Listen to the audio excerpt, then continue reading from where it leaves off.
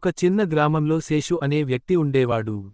అతను చాలా సాదాసీదాగా జీవించేవాడు. ఉదయాన్నే పొలాలకు వెళ్లి, రాత్రివేళ ఇంటికి వచ్చి తన భార్య సరోజతో కలిసి సాదాసీదా భోజనం చేసేవాడు.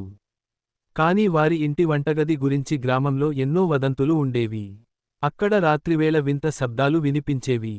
పాత్రలు మోగినట్లు, ఎవరో నడుస్తున్నట్లు అనిపించేది. మొదట్లో వీళ్లు పట్టించుకోలేదు. గాలి తాకిడే అని భావించారు.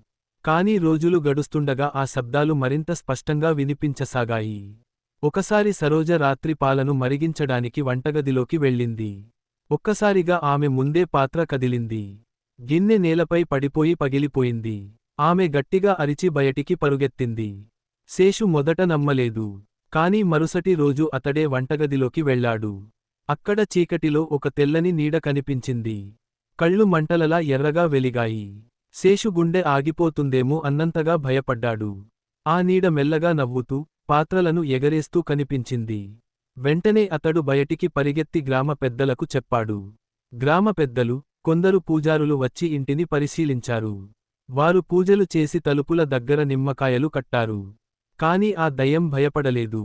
ప్రతి రాత్రి అది వంటగదిలో అల్లరి చేయసాగింది. పాత్రలు గిరగిరా తిరిగేవి, పొయ్యి స్వయంగా వెలిగేది. ఒక రాత్రి శేషు ధైర్యం చేసి దయ్యాన్ని నేరుగా అడిగాడు. నువ్వెవరు? మా వంటగదిలో ఎందుకు ఉంటున్నావు? దయ్యం చల్లని స్వరంతో చెప్పింది. ఈ ఇల్లు నాది. నేను ఇక్కడే చనిపోయాను. నువ్వు కట్టుకున్న నా వంటగది ఇది. ఇక్కడి నుండి నేను వెళ్ళను. శేషు భయపడుతూ, దానికోసం ఒక దీపం వెలిగించి ప్రతిరోజూ పాలు ఉంచడం మొదలుపెట్టాడు. ఆశ్చర్యకరంగా, ఆ తరువాత దయ్యం శాంతించింది. పాత్రలు కదలడం ఆగిపోయాయి. వంటగదిలో అల్లరి తగ్గింది. గ్రామస్థులు చెప్పారు, అది కీడు దయ్యం కాదు, ఆత్మకు శాంతి కావాలి.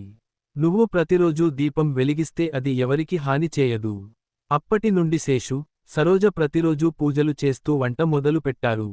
వంటగదిలో దయ్యం ఉన్నప్పటికీ, అది వారికి మిత్రంగా మారింది. రాత్రివేళ శబ్దాలు వినిపించినా, అవి ఇక భయంకరంగా అనిపించలేదు. అది కేవలం అక్కడే ఉండే ఒక ఆత్మగా మారిపోయింది.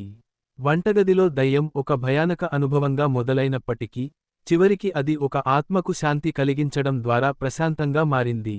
ఈ వీడియో నచ్చినట్టయితే దయచేసి లైక్ చేసి సబ్స్క్రైబ్ చేసుకోండి.